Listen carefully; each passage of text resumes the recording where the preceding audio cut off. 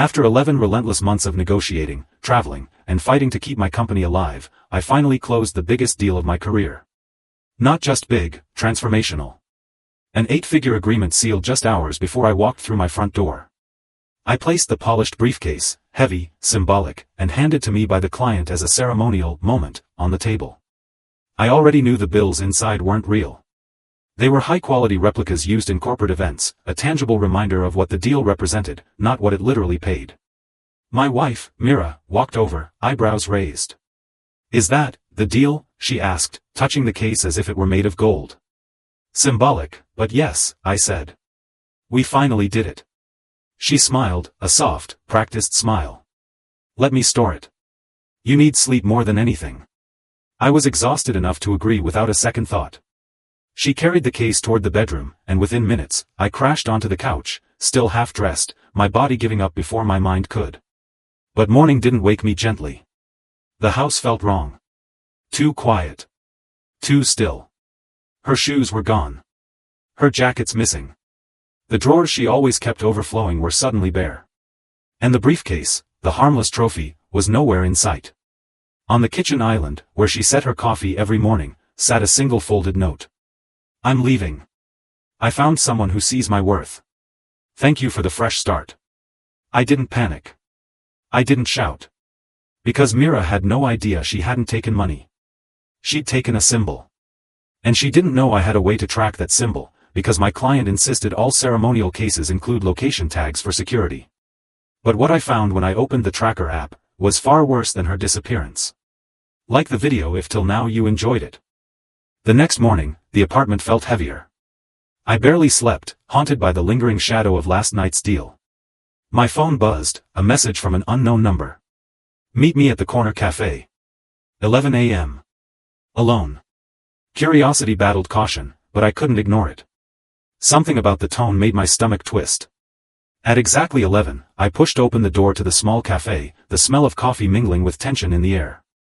A woman sat in the far corner, face partially hidden behind oversized sunglasses. She didn't look up as I approached. "You're late," she said, her voice low but firm. "I got your message." "Who are you?" I asked, scanning the room for hidden cameras, or worse. She finally looked up. My blood ran cold. Not just because of who she was, but because she held something in her hand, a folder thick with papers. Contracts, emails, even photos. Things I never wanted anyone to see. "You're in deeper than you think," she whispered, sliding the folder across the table. "And if the wrong people see this, it's over.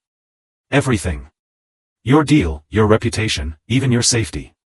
I swallowed hard, realizing that the victory I celebrated yesterday was already crumbling. Someone had been watching, someone had been waiting. And now, the game had changed. Before I could speak, she stood up and vanished into the crowd, leaving me alone with the folder and a sinking feeling that nothing would ever be the same. What's in that folder could ruin everything I've worked for. But who sent it, and why? You won't believe what happens next. If you want to see how I survive this nightmare and uncover the truth, hit that. You won't want to miss it. I barely slept that night. The folder sat on my desk like a ticking bomb, each page a reminder that my life was no longer my own. Emails, contracts, photos, evidence that someone close had been manipulating everything from behind the scenes. The next morning, I decided to confront my assistant, Jordan. He had been with me for years, the one person I trusted completely. But as I entered the office, the unease grew, the air felt wrong, heavy. Jordan looked up, a calm smile that didn't reach his eyes. "You've seen the folder," he said before I could speak. "I guess there's no hiding it anymore." My heart skipped a beat. What do you mean?" He leaned back, almost relaxed, as if he'd been waiting for this moment. "I didn't leak it, but I've known about it all along. Every move you made, every deal. I was watching. And now, the choice is yours." "Choice? What choice?" I demanded, panic rising. Jordan opened a drawer and pulled out another folder, thicker, heavier, darker. He dropped it on the table. My hands trembled as I opened it. Inside, my own secrets, yes, but also evidence that someone in my inner circle had set me up from the very beginning. Deals I thought were victories were traps. The celebrations, the applause, all lies. Jordan smirked. "You've been playing checkers while someone else was playing chess." The office phone rang. A voice, distorted but chilling, whispered, "We know what you have. Step out of line, and it all ends." I froze. The walls I thought were solid were crumbling. The enemy wasn't outside, it was inside. Who can I trust when betrayal comes from within? And who's really pulling the strings? The next move could cost me everything. I couldn't sleep. Every time I closed my eyes, I saw Jordan's smirk, that folder, and the cryptic phone call. Who was behind all of this? And why? The answers felt dangerously close, but I knew one wrong move could destroy me. The next morning, I followed a lead from the folder, a bank transfer, a name I didn't recognize. It led me to a private office building downtown. The security guard barely glanced at me as I slipped inside, adrenaline masking my fear. The elevator doors opened, revealing a minimalist office with glass walls. And there, behind a sleek desk, sat someone I never expected. It wasn't Jordan. It was Vanessa, my business partner, the one I trusted implicitly, the one who had celebrated every win with me. Her calm smile froze me in place. "You should have seen it coming," she said, almost teasing. "All the chaos, the leaks, the threats, it was me.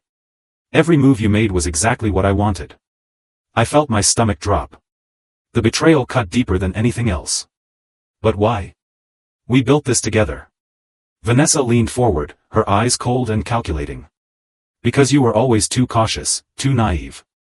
I wanted the company, the power, everything. And thanks to Jordan's distractions, you never saw me pulling the strings." Jordan appeared in the doorway, shrugging. "She really is good, isn't she?" I realized then that everything, the folder, the threats, the phone calls, was a trap to test me, to break me. And I had walked right into it. My mind raced. I had lost control of everything I thought was mine. But deep down, I knew this wasn't over. Not yet. Vanessa has revealed herself as the mastermind, but is she unstoppable? And can I turn the tables before it's too late? I couldn't believe it. Vanessa, the person I trusted the most, had been orchestrating my downfall. But now, there was no room for hesitation, every second counted. I returned to my office under the guise of business as usual, but my mind raced with a plan. I had one advantage: Vanessa thought she controlled everything. She didn't know I had secretly made copies of the incriminating folders, the ones she thought were just tools to manipulate me. Vanessa arrived that afternoon, calm as ever, expecting me to crumble. "You look tense," she said, smirking. "Ready to hand over the company?" I took a deep breath. "Actually, I think it's time you answer for everything." Before she could react, I pressed a button on my laptop. Screens across the office lit up, showing the folders, the emails, and the photos, evidence of her schemes, streamed live to every major shareholder and legal authority. Vanessa froze, her carefully controlled demeanor cracking. Jordan, who had been watching from the sidelines, gave me a subtle nod. He hadn't betrayed me, he'd only been part of Vanessa's setup, waiting for the right moment to switch sides. Vanessa's face turned pale as alarms started blaring. The empire she tried to steal was slipping from her grasp. This isn't over," she hissed, but the law and shareholders were already closing in. I exhaled, my heart pounding. The victory was mine, but this time, it was earned with strategy, patience, and keeping my enemies closer than I ever thought. Then came the final twist. As I turned to Jordan to thank him, I noticed something strange on his laptop, a file labeled, "Backup Plan, if all else fails." I smiled, realizing the game wasn't truly over. There were more secrets, more players, and a world of hidden moves still out there. But for now, I had survived. Vanessa was defeated, but a deeper game has only just begun. Who else is watching, and what secrets remain hidden? If you love this thrilling ride, subscribe now and turn on notifications. More shocking stories and twists are coming your way.